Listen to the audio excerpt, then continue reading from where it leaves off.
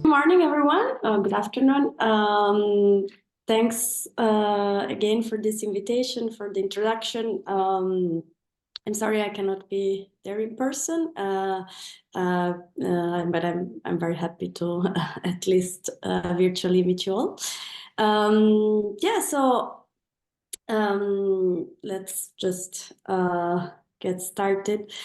So the idea of this talk and of the work that I'm currently doing relies on these realizations that researchers have now made quite a few years ago, that basically all the data that we are currently producing on a daily basis, whenever we use our phones, our devices that are connected to the internet, when we use social media, browse the internet, etc., as well as all the images, satellite images that are collected through all the satellites that are currently orbiting around our Earth.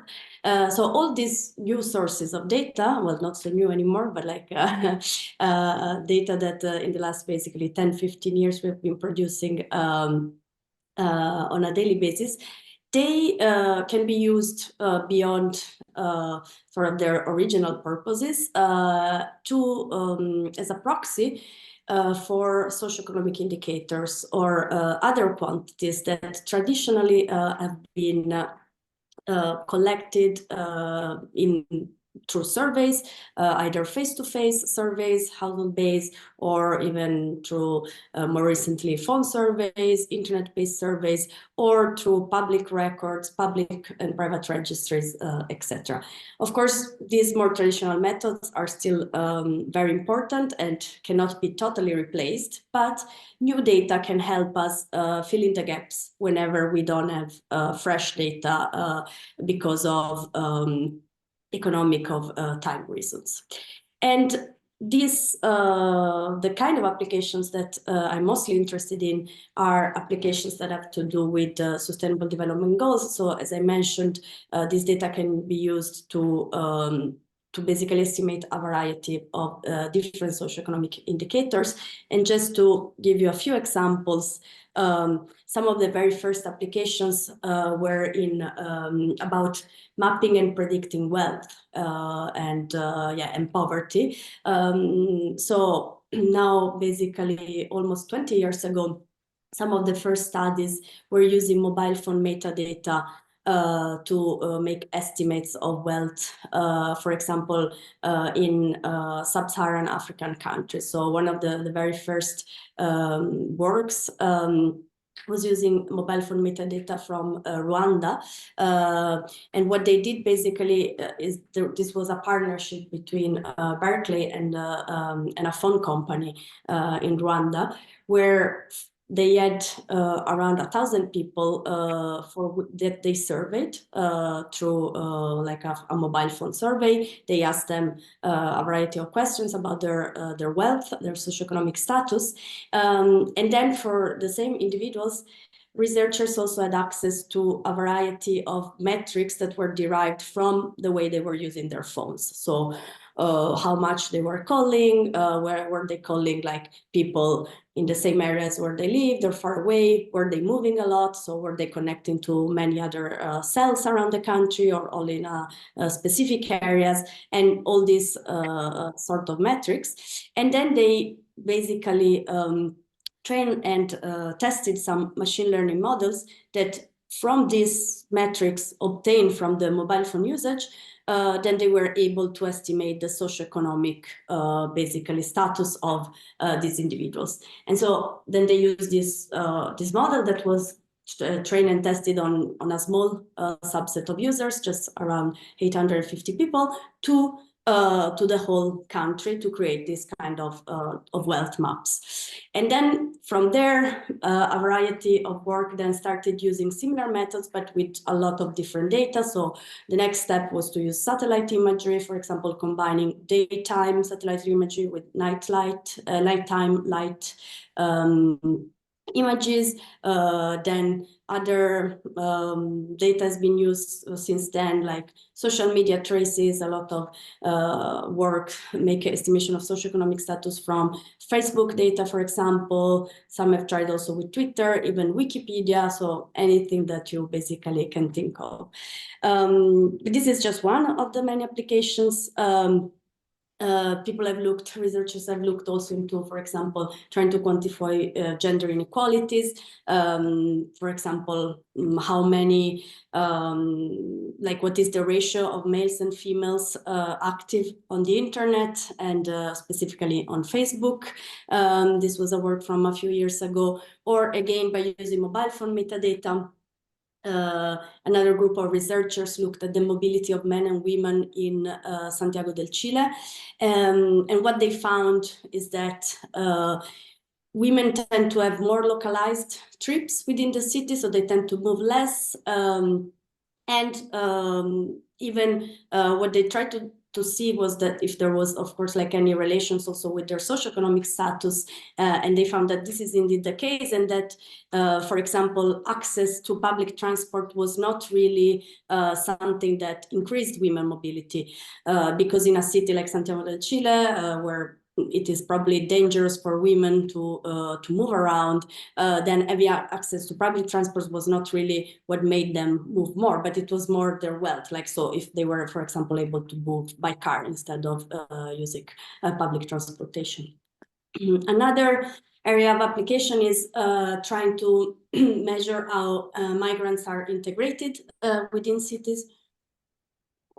So this again has been done in various ways, from Twitter data, where this group of researchers collected tweets from over 50 cities around the world, and then they basically tried to infer the language of these tweets using some natural language processing techniques, and then they used the language of the tweets as a proxy for the nationality of the users. Of course, they had all these methods to make sure they would discard tourists, so only people that have tweeted consistently from those cities for a long period of time.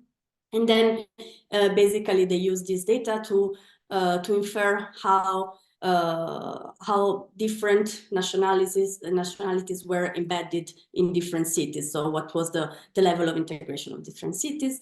Another group of researchers did that in Milan using mobile phone metadata instead. So this is something that like is a flourishing field of research. So of course there are many more other applications, but the one that I would like to deep dive with you on today is SDG number 2.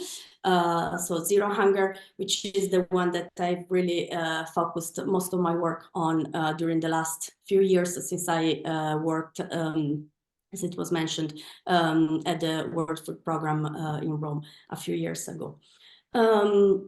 I'm not sure if in this audience I really have to define this, but just to make sure. So what does food security mean, which will be the focus of the rest of the talk.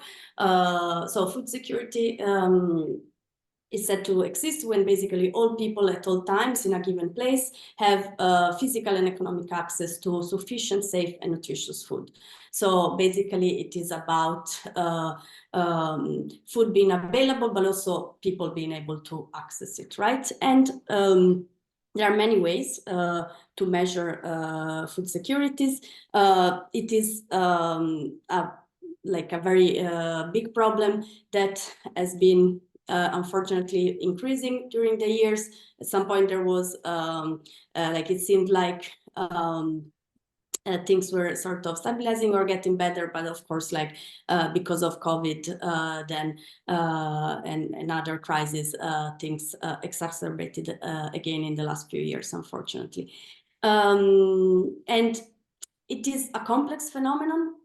So usually whenever there is a food security crisis, experts try to categorize it, categorize the main drivers. So the three main drivers that experts identify are economic shocks, weather extremes, and conflict and physical insecurity. But I mean, although each of the food crises is mostly driven by one of these drivers, actually many of them are actually the result of the multiple drivers. So all of these drivers interacting together. So it's a very complex phenomenon that's very hard to model.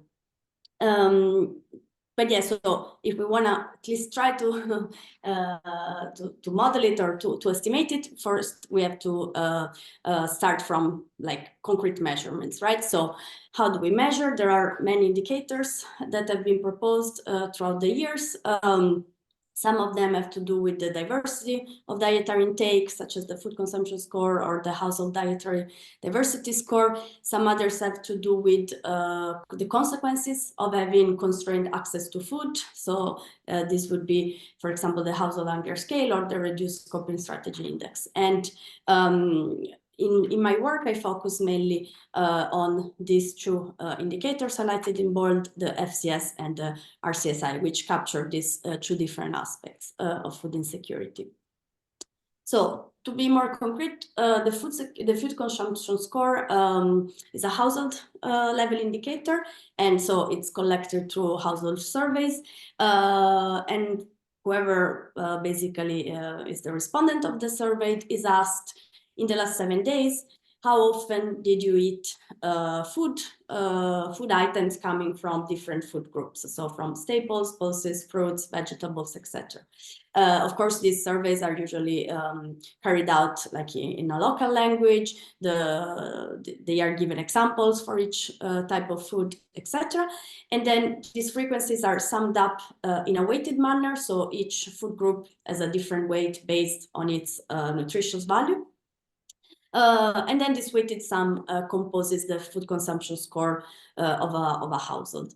And then the households are basically categorized in different consumption groups. So they either have poor food consumption, borderline food consumption, or acceptable food consumption based on some certain thresholds. So there are some general thresholds, but then also sometimes depending on the countries, there are some ad hoc thresholds applied, but there is, let's say, a way to consistently across the globe, or at least across the low income and low middle income countries, to find a way to characterize households based on their food consumption.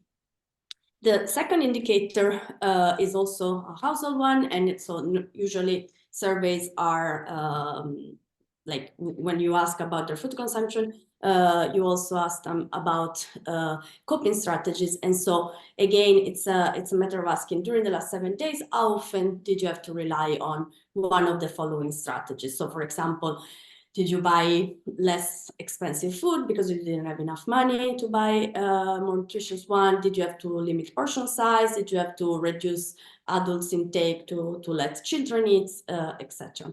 And again, these also have these different strategies, have different severity weights. And then these frequencies are summed up again in a weighted manner. But in this case, so the higher, so in food consumption, basically the higher the score, the better, the best the household's consumption was. In this case, the higher the RCSI, then the worse off is the household, basically. And so these surveys are carried out by organizations like the World Food Programme, FAO, the World Bank, in most low-income, low-middle-income countries. There are face-to-face assessments happening once or twice per year in many countries, but then more and more now there are assessments that are happening through mobile phones, calls, or either SMS or live calls. This is nowadays the most widely used.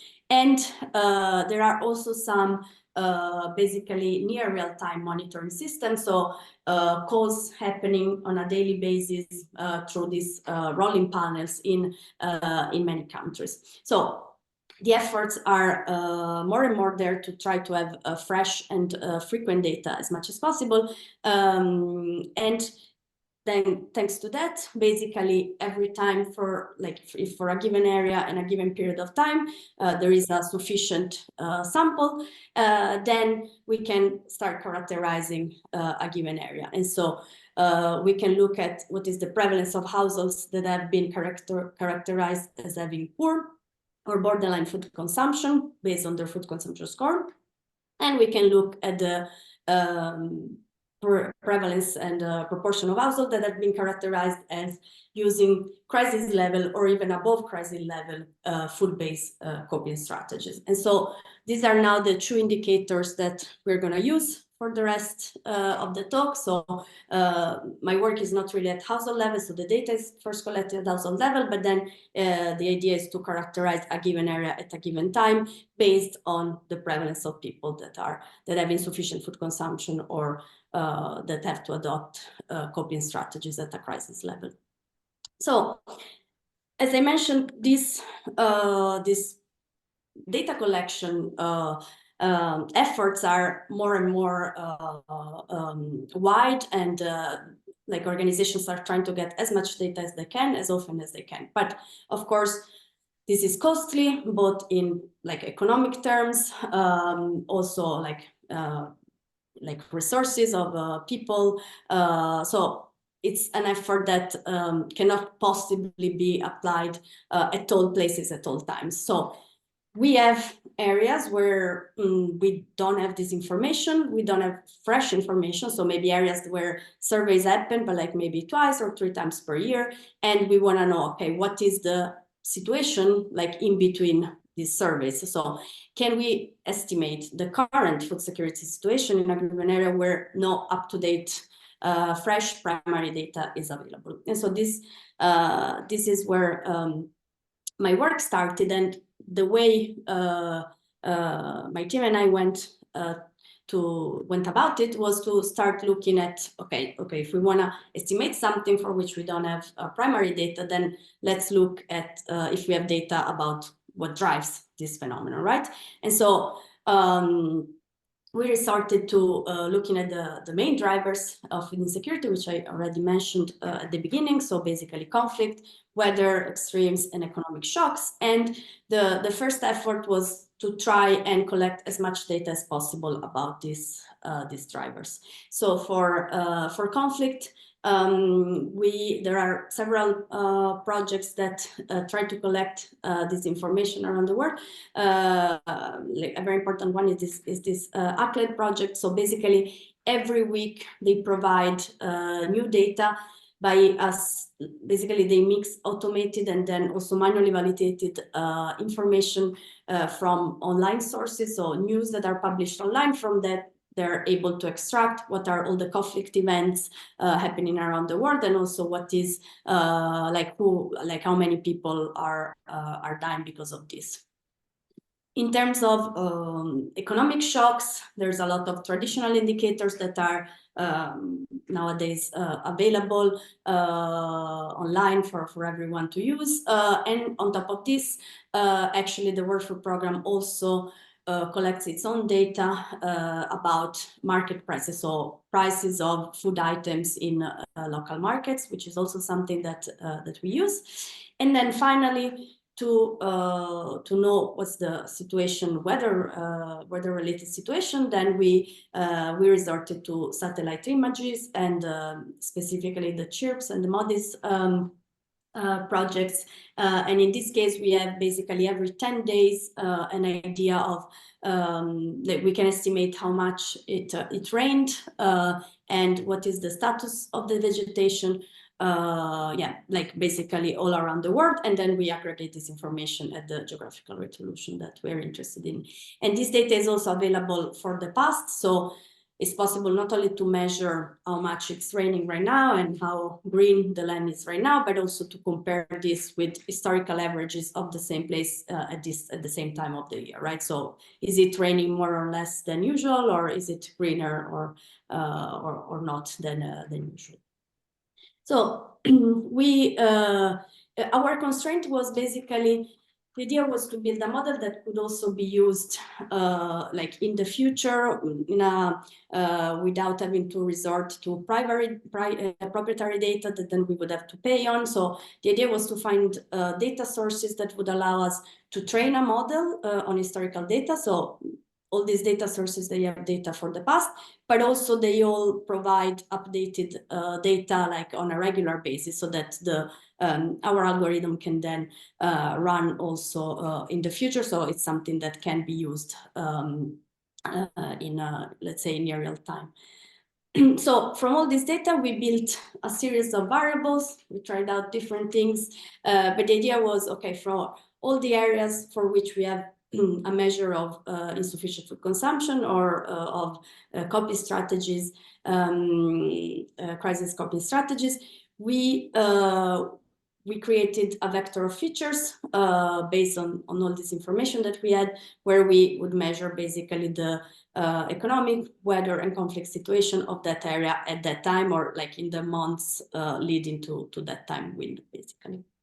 And in terms of training data, luckily we had a lot of information available. So the prevalence of people with insufficient food consumption was the one with the most data point, because it's something that has been collected for over 15 years now. And we basically had, like, some data was already digitalized because everything that was collected through mobile phone calls was already in databases. But we also made an effort of trying to collect all the historical data, all the face-to-face surveys that had been carried out basically in the last 15 years and that were scattered around different reports. So this was also an effort to really try to have as much information as possible about as many different areas as possible in the longest time period possible. So then what we did was to resort to machine learning. As I mentioned at the beginning, this was like a very complex phenomenon. So what we could do for now was to use basically a mostly data-driven approach. So we used an expert opinion to identify what are the significant drivers and significant variables, but then we used machine learning and specifically graded boosting decision tree ensembles to train, validate, and test a model that from all this secondary data could estimate the current situation of food insecurity in a given area, both in terms of the food consumption and the coping strategies. And so we had basically 4 models, 2 for each indicators. So, and in the idea of having this 2 models for each indicator is that on the one end, we wanted to be able to be as precise as possible when we had enough information. So when it was possible, like, we want to use an algorithm that also uses the last available measurement as an input variable for the moment. So for the model, so let's say we measured the food consumption, the prevalence of people with insufficient food consumption in a given area 3 months ago, and we want to know what is the situation today. Well, we are going to use that information from 3 months ago also as a variable for our model, right? But in some cases this is possible, in some other cases it's not possible. So we also had to train a model that, as you will see, of course, has a lower accuracy, but also without including this as input variable. Of course, this information is always included to train the model, but not as one of the variables to make the predictions later. And for each of the models, we actually trained hundreds of bootstrapped versions of it, so that we could basically obtain a final estimation that was the median of these different models, and we could give a confidence interval also on this estimation. And so what we obtained was that, as we expected, of course, like our algorithms perform better on food consumption, since we have like more data, more variety of data as well, and they perform better when we use the last measured prevalence as an input variable. But also we wanted to make sure that this was not all that that was driving the prediction, right? So we also compare our results with a naive model that only includes the last available prevalence. And we see that this only explains up to 50% of the variation in food consumption. So food security is really a dynamic and fast changing phenomenon. So knowing what is the situation 3-6 months ago will not give you enough information to estimate the current situation. So you really need to add this secondary data to it if you want a picture of what is the situation now. Okay, once the model was trained and tested, of course, the first reaction that we got from those who were like going to use the results of this, like so people at the World Food Program that were interested in these insights, of course, like the first reaction was, okay, this is very interesting, but it looks like a black box, right? So how can I get a sense of where these numbers come from, right? Okay, so you're using a model that is non-linear. You cannot give me like a linear explanation of why you get this number, but we still, of course, need to explain how these numbers are obtained. And so we resorted to shock values to provide an easily interpretable explanation of these predictions. And what was most interesting for our audience was not like an explanation of individual prediction, but more an explanation of why things change over time. So our model is not a dynamical one, it's not a time series model. So we make prediction for the current situation, but then basically this is run every day. And so every time new data comes in, new data from secondary, like all the input variables that we use, some of them are refreshed every day. Some of them, new information only comes in every 10 days or every month. But in any case, basically every day the model runs. So this is why also you see this some flat lines. So if today the model runs and tomorrow the input data does not change, of course it will produce the same prediction. But when things then change, at some point you also have changes in the prediction. And so this is what was most interesting for our audience. So basically getting a sense whether things were getting worse or better. And so this is also what we managed to explain by exploiting shock value differences. And this is what really was the thing that was needed to try to start trusting these numbers. The final piece was to operationalize the model. So as I mentioned, this was an effort that we carried out at the World Food Program, and the idea was to create basically a platform where we could integrate near real-time data coming in from the continuous monitoring system with estimates coming from these models whenever the real data, the actual data was not available. And so this is the result. It's actually a public available website. And whenever, like, this gives, the idea is to give the global situation, but then also whenever you select a country, you will see the latest estimates that come either from the actual data, if available, or from the model in places where there is no very recent data. A little bit about the challenges and limitations. So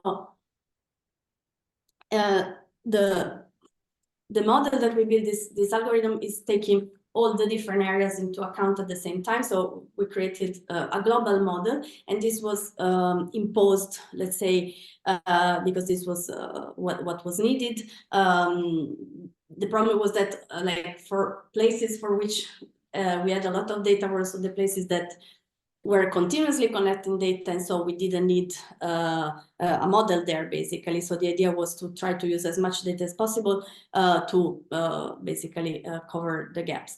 And so we actually had to do subsampling of the training data to account for unequal geographical representation, so to make sure that our model was not overfitted on Yemen or Syria, for which we had the most data, but there was a bit of balance across different countries and regions and times. Of course, being this a global model, it has smaller sensitivity to local patterns that some more country level or like regional level models could have.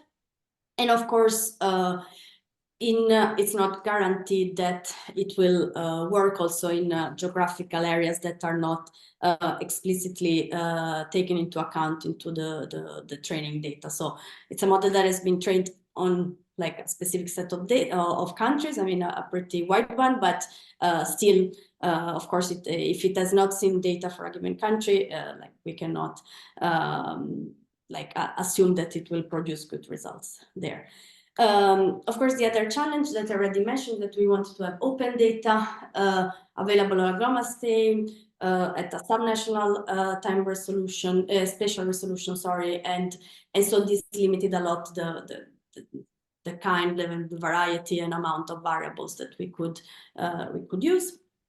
And of course, this is one of the few first efforts in this direction. So it was also more of trying to see if this is something possible to do. But the idea is not to take these numbers as actual number of people of prevalence of people, but more to basically through this running the model on a daily basis and see how things evolve over time. This could be used more as a trigger to basically identify whether there are some areas where things are suddenly getting worse, and so some action is needed.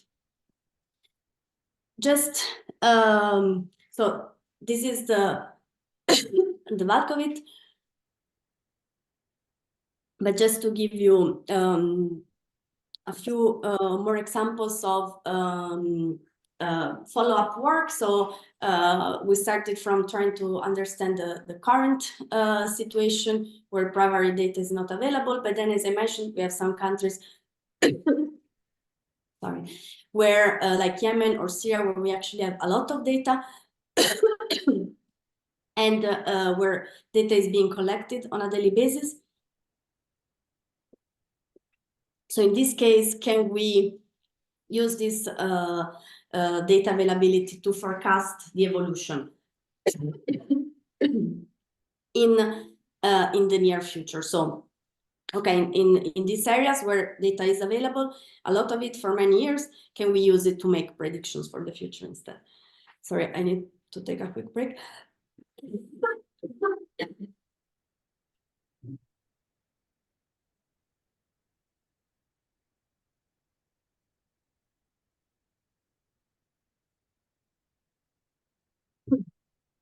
Okay, sorry about that. So this was the subject of our second work, and we did this with the countries for which indeed we had a lot of data. So besides Yemen and Syria, the World Food Programme has been collecting a lot of data also in Nigeria, Cameroon, Burkina Faso, Mali, and now even more. And so what we found there was basically that, as one might expect, the forecastability of this time series was very dependent on the amount of information that was available. So not only the number of data points, but also how much variety we had in time and space. And the model again was used the model was developed by taking into account the past history, of course, of the indicators, but also the history of all these other input variables that I mentioned before that we use also in the previous work. And what we found is that right now, basically, the resolution, like the temporal resolution we can get to is that we can like the horizon, sorry, that we can get to is up to 4 weeks. So our estimates, they're not like, we compare that to a naive approach where we would say, okay, things stay the same. So of course, in the first week or so, like the naive approach is basically performing as good as a model, because things like change fast, but not that fast. But then as times goes by, like in the third and fourth week, we actually get some good results, but we cannot go much beyond that. Although some of my ex-colleagues and new team members have just released on the archive a new paper a few days ago where they are trying to go beyond this time horizon. And then finally, one thing that we were interested in exploring is the role of conflict. And so in the previous work, two works that I showed you, the idea was we just looked at the number of conflict-related fatalities in the areas that we were interested in, but there is actually more than can be done with it. So this ACLED data is richer than that. It also provides some basically explanation of what is like some brief summary of all of the events, and you know, what actors and what systems were involved. And so the next step was to see if we could exploit this information with some basic natural language processing, and so we restricted, like we created a subcategory of conflict events. So those events that were related to food systems in general. So the idea was to see if by including only this event, actually the predictability would improve, and this is indeed what we found. So if we only look at food-related conflict, food-related fatalities, our like models, like a model that uses conflict to estimate the situation, actually can do much better than just by looking at conflicts in general. And the last piece I wanted to discuss with you, since like you're sitting in a complex systems institute, is sort of my ideas and maybe a bit of brainstorming for the future, right? So because what I presented so far is, okay, we're talking about a very complex phenomenon, but in the end, the kind of methods that I've used so far have been purely data-driven, right? And so we are, of course, there is a lot of work in trying to define and discover the right variables, and from that let sort of the algorithms infer some patterns that can lead to making estimates or making predictions. But can we go beyond that? Can we try to develop some mechanistic models or combine like machine learning approaches with more complexity science kind of tools and modeling to go a bit beyond and start building something more mechanistic. This is still something that I'm working on, but like open for discussion. It's not something that I've been able to really fully develop yet, but I think it would be very interesting. These are all my collaborators. As I mentioned, this is not something that I've done by any means on my own. So collaborators both at the World Food Programme, but also in other institutions, specifically the ISI Foundation in Turin. And these are some of the references, so some of the published work in this respect. And yeah, finally, just a bit of an advertisement of another piece of work. This is a perspective paper that I wrote with a few colleagues, where in general we discuss a bit like what has been so far the role of complexity science to study vulnerable populations, and basically what are the main areas where complexity science so far has been proven useful, and of course, like a success story, the main area we identify, which I mean we now all know about is basically the modeling of the spreading of infectious diseases of different types. This was going on a lot before COVID. I mean, also previous epidemic outbreaks. There has been a lot of efforts in the field by network scientists and complexity scientists, but of course, this is not the only area where complex system science can contribute. And so I mean, like as I'm sure like a lot of the work of the people in the room also show. So but yeah, here we try to identify some of the main areas and directions for the future.